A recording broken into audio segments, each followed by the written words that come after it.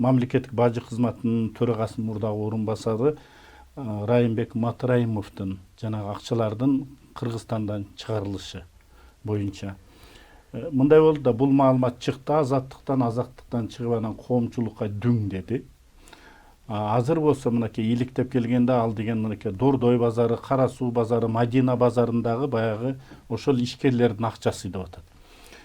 Негизи бизде ушундай, сиз кандай ойлойсуз? Анткени сиздин мынакей тажрыйбаңыз абдан чоң да. Биринчи адамды каралап туруп, анан кийин кылмыш ишин козгоп, андан кийин сотко барат. Соттон болсо ал акталып кеткендери дагы болуп атат. Бирок жанагы каралоо иштери ал калып атат да. Ушул иликтенбей туруп ушундай материалдардын жарыяланышы, анан кийин ушул Матраимовдун ушул чыгарылган акчалар дегенге сиздин пикириңиз кандай? Чындык барбы?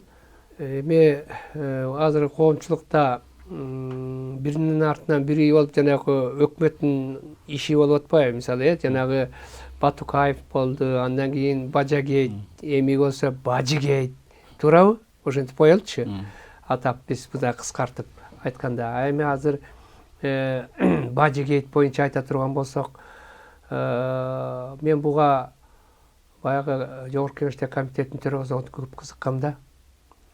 Мен ошондо айтайын, могу Кытайдан келген импорт товарларды Турциядан, Южный Кореядан, Россия, Казакстан 5 мамлекетти алып эле ошондо комитет заседаниясына карабыз, ошондо Кулматов төрага болчу. Мен ошондо айткам, эмне үчүн бизде мынакей өзүңөрдүн тариф боюнча, мыйзам боюнча мынча импорт келиптир, товар келиптир Кыргызстанга. Ал эми суммасы мынча эле болуп атат. Биз Кытайдан алсак мынча деп атат. То есть кийин деле көрдүңөрбү, жана эл аралык уюмдарды алып чыкпады. Биз ошону 12-жылы алып чыккан менчи. 12-жылы алып чыгып, анан укук коргоо органдарына тапшырма бергенбиз. Ушулардын баарын иликтеп чыкты. Анан прокуратурада унчукпай койду, АКС ГКМП да унчукпай койду, Фин полиция да унчукпай койгон. Ошо ойдон калып калды. Мен ошондо билдим, болду, бул жылдырбайт экен, анткени жогору жакта шек отурат да Атамбаев. Анткени ошол кезде Кулматов Атамбаевдин мен деген ишенген, бөркүндө ишенген жигиттердин бири. Мына ошол көп мен билем канча миллиондогон акчалар түшпөй калганын. Анан эми азыр кече жакында тиги Райым Матраим жөнүндө айтып калды. Бирок ошол Азаттыкта Али Токтокуновдун берген маалыматын мен кунт коюп 1-2 жолу карап чыктым. Бирок түстөн түз Райым Матраимко жок да бул жердечи. Анын мисалы туугандарына жазап туруп эле, анан баягы мүшөктү сыйыртмакты тиги Райым Матраимко илип атпайбы? Анан кийин мен ойлойм, бул туура эмес дегенде бүт тактап туруп алып чыгыш керек да. Адам баласын жамандап, мынакей мен дагы өз башыман өткөргөм. Менин башыма ушундай болбогон, эч качан мен түшүмдө көрбөгөн нерселердин баарын тең убагында Атамбаевдин убагында жугундуну коюп өзүнүн массалык маалымат каражаты менен суткалап, керек болсо жаңы төрөлгөн балдар дагы билип калганда, мисалы туурабы? Ошентип туруп аягында эмне болду? Ошо жугунду ойдон калып, аны жууш керек. Туурабы? Андай бизде жок. Интернеттерде кала берет, телевидениеде кара берет, улам кайра алып чыгып коюп, жана мышык чычкан ойногондой ойнотуп берет да, мынакей көрдүңөрбү? Ошон үчүн адамдык инсанды эң биринчи сыйлаш керек. Аны тактап билип туруп, анан кийин массалык маалымат каражаттар алып чыкса, жакшы болмок дейм. Бул чоң күнөө жанагындай эмечи. Бирок мен бул жерден эмени көрө алган жок. Мен өзүм баягы революциядан кийин финансовый разведка кызматында жетекчи болуп иштеп калгам. Эми ал жерде $10,000 чейин ки акчалардын баары тең тияка жүгүрүп турган акчаларды текшербейт. Ал эми $10,000 ашкандан кийин бардык эмелерди текшерип, кандайдыр бири күнөм санай турган болсо, финансовый разведка керектүү укук коргоо органдарына, ошол финансовый полицияга берет, МВДга берет, ар бир өзүнүн жана экстремизм, терроризм жана башка нарко эмеси боюнча дагы ошентип берет дагы, укук органдары текшерип туруш керек. Ошон үчүн мен ойлойм, бул жерде мен бир топ күнөөм санам бар. Анткени мага деле бир топ тиги адамдар кайрылган. Анткени сырт жакка акчаны алып чыгуу ата кыйын да. Анткени эгер сен катып чыгып таможнядан алып чыгып кете турган болсок, наличный акчаны ал жерден эртең алып коет. Мыйзамды бузуп атасың деп туруп.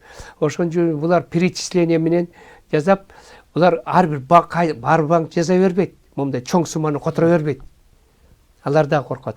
Ошон үчүн ушу чоң суммадан бир банкта тааныштарыңыздар болсо, ошол банк аркылуу биз которуп туралы, өзүнүн ставкасы бар, мисалы, ошону эметелдеген мен болбогуга, мисалы, мага 1-2 жолу кайрылышкан.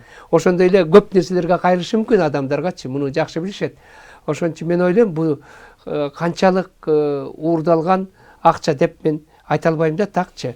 Бул болгону эле жанагы бир киши банк менен жакшы болуп алган, айтып атпайм, эмне үчүн бир киши постоянно жүгүртүп турган деп. Ошол киши банк менен сүйлөшүп алган, мен негизги оюм ушундай да. Болгону ошол. Ал эми мен бир гана жерим күнөм санаганым, жанагы Исмаил фонду деп, Исмаил атасынын фондун ачып аткан, ошол жерге 2-3 миллион тегерегиндеги сырт жактан келип акча түшкөн. Мына ошол мени бүгүнкү күндө суроо бар. Мына ошол боюнча суроону сурашыбыз керек да. Бул азыр ушу иликтенип баштады, анан кийин бул ошол ишкерлердин акчасы деп атат. Негизи ошондой материалдардын ушундай ачыкка чыгышы, бир журналисттин колуна өтүп калышы, бул кандайдыр бир кызыкчылыкты көздөгөн жокпу? Анан бул жерде биз журналисттер биз билебиз да, бир документ алыш канчалык кыйын экендигинчи. Анан бул негизи кандайдыр бир кызыкчылыкты көздөгөн жок беле? Бул жерде сөзсүз түрдө бар. Карап алышы, анткени Матраимовдордун үй бүлөсү түштүк жергесинде мен билгенден көп мындай абройлуу деп айтсам болот. Анткени жана Кара Суу районунун көпчүлүк депутаттардын өткөрүшү, шаардагы өткөрүшү, мен алган маалыматтардын негизинде айтып атам да. Булардын чоң жардамы болгон. Анан жанагындай элине жакшы мамилеби мен билбейм, ал мамилелери кандай. Бирөө наразы болгону бар, бирөө жакшы көргөндөр бар. Адам баласында ушундай да. Анан, белдүү жигиттер деп мен билем да. Анан булар менен тааныштыгым да жок, саламдашым мен алыстан, анан телевидениеден гана көрүп билип атам, бирок мен өзүмдүн калыс ой пикиримди айтып коюш парыз милдет деп ойлойм. Ошон үчүн 20-жылдагы келе турган жогорку кеңештин чоң саясатта туурабы, жогорку деңгээлдеги шайлоо болот. Мына ошого карата ошол Матраимовдордун каршылаш адамдары уюшулуп чыгарган эмеси болушу мүмкүн деп мен ойлойм да. Анан мындай да, бул мурдакы бийликтин учурунда болгон окуялар болуп атат да. Ошол учурда билбей калыш мүмкүн беле ушуну? Эми кантип билбей калат? Президент деген эгерде ушундай болгон болсо. Мисалы, Атамбаев жөнүндө айта турган болсок, Атамбаев Кыргызстанды 7 жыл башкарды да. Кенен 7 жыл башкарды. Бая революциядан кийин эле көп нерселердин баарын тең эле Роза Исаковдон, Бекназаровдон жулуп алып, укук коргоо органдарындагы экономикалык жактарын баарын тең эле алып, өзү кам болуп калган да. Анан кийин ошондон бери билбесе, жана Бекназаров менен Атамбаевдин ортосунда телефон сүйлөшүү, 400 миңге коюу акчалардын баары тең. Мына ошо боюнча эмне үчүн бүгүнкү күндө бизде укук коргоо органдары иликтебейт? Эмне үчүн? Прокуратура муну көз жумган. Мына ошол көз жумган нерсе менен мына бүгүнкү эмелердин баары тең келатат да. Ошолордуга укук органдар сөзсүз түрдө реакция жасап, өз убагында иликтеп, ошо туурабы, туура эмеспи, коомчулукка билдирүү булардын негизги милдети да. Туурабы? Мына силер аркылуу билдирип, ошондо мындай маалымат чыгып кетти, бирок аны биз текшерип чыктык. Эч кандай мындай чындыкка дал келбейт, же болбосо чындыгы бар деп айтыш керек да. Ошондо коомчулук күтүп атат да. Ошон үчүн айлык алып иштеп атышат. Мына ошону жазабайт. Ошон үчүн ойлойм, бул жерде атайы уюшуп алып, анткени көп убакыттан бери Матраимовду эметип келатышпайбы, тиги ошол алсыратуу иретинде, же алыстатуу иретинде Атамбаев 7 жыл баарыбыз тең эле билебиз да, муну коомчулук билет да. Матраимовдун бир топ эле акчаларын алды. Биздин алган маалыматтардын негизинде. Кантип алды? Шумахер аркылуу алдыбы? Же болбосо тиги башка каналдар менен алдыбы? Атамбаев муну өтө жакшы билет. Атамбаев эгер билбей турган болсо чатак иш да. Мынакей келгиле, ошо мен бир сунуш берип кетет элем да. Азыр биз Матраим жөнүндө сөз кылбашыбыз керек бул таможенный системасынан. Таможенный системасында мынакей 15-20 жылдан бери Акаевдин учурунан берген серый схемалар иштеп, ар бир президент келген сайын өздөштүрүп, өндүрүлүп, бир топ акчалардын баары тең сыртка чыгып кетип атат да. Мына ошол эмелердин баары тең текшерип чыгалы. Мына биз 4 миллиардка жакын карызбыз, Бияқта жоқ дегенде 1-2 миллиард чыгаралы. Бер жагында дегенде 1-2 миллиард доллардай табылат. Бул жерде бар. Мына ошолорду азыр мен ойлойм да ушундан кийин президент сөзсүз түрдө бир жакшы профессионалдуу комиссия түзүш керек. Акыркы мейли 20 жылдык уже эмете албайбыз, анткени кагаздардын баары архивден жок болуп кетти. Бирок 10 жылдыгы бар бүгүнкү күндөчү. Акыркы 10 жылдагы ошондо Бакиевдин заман учурунда дагы ушу бажын немеси гүлдөп турган. Акчалар каалаганда кетипчи. Мына ошондон баштап иштеп 3 айдын ичинде, эми ашып кетсе 4 айдын ичинде алып чыксак, Кыргызстан бир эс алып калат. Биякта мынча уурдалыптыр же уурдалбаптыр деп, эгер уурдалса ошолордун баарын алып келип туруп, кустуруп, мейли камабайлы коюп коек акчанын ордуна. Коюп кой деп эле айтышыбыз керек да. Эгер кап койбосо айла жок, андай жанагындай оор чараларды көрө башташ керек да. Мынакей мен өзүмдүн профессионалдык деңгээлде жөн эле айлык албай деле мен жардам бергенге чакырса мен даярмын. Мисалычы, сиз да даярсыз, туурабы? Ошол жерде мынагы коомчулуктан, мейли депутаттардан, өкмөттөн кошуп, укук коргондордон кошуп, принципиалдуу, таза, тажрыйбалуу юристтер, таможня системасын жакшы билген адамдар, ал жерде система секрет деле жок. Секрет деле жок. Бардык жерде бар. Түштүктө өзүнчө эмеси бар. Север жакта өзүнчө жүрүштөрү бар, жолдору бар, кантип акчаны кантип кымырып кетүү жолдор. Мына ошолордун баарын тең келгиле алып чыгалы. Мына мен ошону сунуш берем. Өкмөткө дагы, жогорку кеңешке дагы, и президентке дагы мен ошол сунушту берем. Келгиле алып чыгалы. Ар бир Кыргызстан үчүн иштегенге аракет кылып, мына ошону чыгарып берсек, 1 миллиард болобу, 2 миллиард болобу? Мен ойлойм, жок дегенде бер жагына 1 миллиарддык эмени таап чыгалабыз депчи. Анан бир маселеде ушул Райым Матраимовдун ушул атасынын ушул фонду боюнча жанагы иш-чарага барып, анан мынакей Боронов барды, жогорку кеңештин төрагасы барды, депутаттар барды, министрлер барды.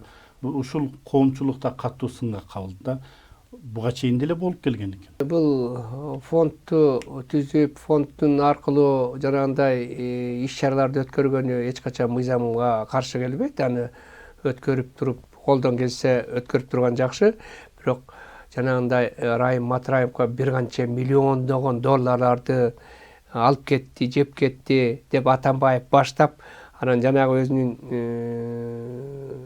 журналисттер аркылуу жана башка дагы коомдук уюмдун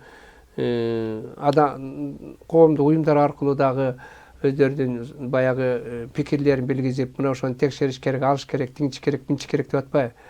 Эми алардын баарын тең кандай максат менен жазып атканын баарын билебиз. Бирок бул жерде эң мурда деле мен билем, жылына өткөрүп жүрүшкөн, анткени 5-сотпен билем. Бирок бул учурда өтө жогорку кеңештин жоон тобунун барып алышы, анан өкмөттүн мүчөлөрүнүн барышы, өкмөттүк структуралардын жетекчилеринин барышы, мына ошол бир аз мамлекеттик чиновниктердин өзүнүн этикасы болот да, мына ошол жерде бир аз туура эмес болуп калды. Ошон үчүн кичинекей туура эмес болуп калган нерсени алардын оппоненттери мына алолонтуп алып чыкты. Барган депутаттар, ошол атка минерлер барып алып, бирок деген кайра актанды коомчулукта. Ушул туура болду. Мына сиз да депутат болгонсуз. Бир иш-чарага баргандан кийин аны жетелеп барган жок да. Туура, эми депутаттар дагы андай жерге барганга толук кандуу укугу бар. Ал жерге барып, эл менен жолугушуп, баарлашып, ал жерге барганда өзүңдүн каалоо тилегиңди айтасың, бирок бир топ элдер менен депутат келиптир. Ошого өзүмдүн көйгөйлүү маселелеримди айтайын деп, ал жерде дагы прием болду да. Мына ошондой прием жасап койгондо депутаттарчы. Биз обычно ошондой жасачубыз. Барып, мисалы Каракулжага барабызбы, же кай жерге барабыз, ар бир столду коюп, ар бир жанагы көйгөйлүү маселелер боюнча келип, кабыл алып, жоопторуну жардам бергенге аракет кылчубыз. Көйгөйлүү маселелерди чечип бергенге ошолчу. Кээ бирлер ар кандай арыздар менен кайрылат да. Мына ошону жасап коюшса, дастан спикер баш болуп баргандан кийин жок дегенде бир сааттык жыйын өткөрүп, ал жерге канча миңдеген, 30 миңдеген адамдар келеби, 20 миң адамдар келгенден кийин, кээ бирлер ошо келгенде көйгөйлүү маселелер, депутаттар келет экен деп келип, анан кабыл алып койсо, ал жарашмак. Кечирип койгула. Биз момундай эл менен жолугушуп бардык, момундай кабыл алдык, мынакей видео сюжеттер бар деп туруп анан жанагы коркуп кетип көлөкөсүнөн корккон депутаттар өздөрүнүн туура эмес айтып атат. Мен мисалы айтмак, мен бардым, эл менен жолуктум. Кесиптеш дагы отурат. Ал чакырды мисалы үчүн жол кеңештерди. Чакырды. Мен эл менен жолуккан. Мен өзүм графигимде ошондой туш келип калды. Бардым, жолуктум эл менен. Жанагындай мероприятияга да катыштым. Менде толук менин мыйзамдуу укугум бул менин. Жогорку кеңештин укугу ошолда. Ошондо бир сөз менен айтканда, кыскача айтканда, бул Матраимовторго болгон бул чабуул кандайдыр бир кызыкчылыкты көздөп атабы. Анан ошондой документтердин чыгышы бул жерде мындай таасирдүү күчтөр бар деп айта аласызбы? Таасирдүү күчтөр бар да, сөзсүз түрдөчү. Эми баарыбыз тең билип атабыз да. Жанатан бери сөз кылып атпайбызбы? Каяктан эметкен? Мен бул жерде бөркүмдө мен ишем, мисалы ошо тараптан болду. Жанагындай эмелер дыргытты. Эми мен баягы саясатта жүрүп, өзүңөр билесиңер, бизге деле кандай эмелердин баары тең колдошкон эмелер. Бул мен ошолордун бир варианты дейм. Мен өзүм ошол көп запкы жеп калгандан адам өзү калыс болгонго аракет кылат да. Ошон үчүн мен калыс катарында мен айтканым ошолчу. Мен көргөн эмесмин, мисалы Райымбы, Матраев. Көргөн эмесмин. Укчумун көп эмелердин баарын теңчи. Анан бирок ошол биринчи далилдеп турандан кийин эметсе мен аябай сүйөнтөм. Ал далилденсеги бүгүнкү күндө мынакей акыр келгиле 10 жыл деп атпаймынбы? Жанагы Райым Матраим эмес, жалпы таможня системасындагы бардык посттордон келген бардык импортту текшерет 10 жылдын ичиндеги. Канча төгүлдү, канча төгүлдү. Мен билгенден орто эсеп менен 3тен 1 бөлүгү бул өкмөткө төгүлчү, 2 бөлүгү бирөө фирмага кетет, 3-чү бөлүгү таможниктерге кетчү. Муну өздөрү таможниктер өздөрү деле кээ бирлер айтып жүрөт. Эми баягы срок өтүп кетти, биз иштегенбиз, азыр ошо кезде ошондой эле деп. Акаевдин убагында мисалы мен билгенин ал жерде мишөктө алып келип, момундай чоң бөлмөгө алып келип, ушага чейин каткырып күлүшөт. Анан арасынан доллары бар, сом менен бар. Анан ошол акчаны санаганга эринишип, швабра менен бөлчүккен. Долларлар акыры мындай бир жагына бөлүп, анан сомдордун биягына бөлүп, рубль мындай бөлүп, анан бөлүп, анан жетекчи долларды да алышкенден калган сомдордун баарын тең муну өзүңөр бөлүп алгыла деп койчу экен. Мына бүгүнкүчө болгон окуя да. Демек иликтениши керек сиздин оюңузча. Мен айтып атпайм, биз иликтей элекпиз да. Мынакей биз жол тармагын иликтеп атабыз, электр тармагын иликтеп атабыз. Канча миллиондогондор. Мен ойлойм, мынакей Сооронбай Шарипович мына ушундай жерге барыш керек, бир жакшы компетенттүү. Жөнөкөй коомдук уюмдардан да алып келиш керек. Келгиле. Ар бир өзүнүн салымын кошсун.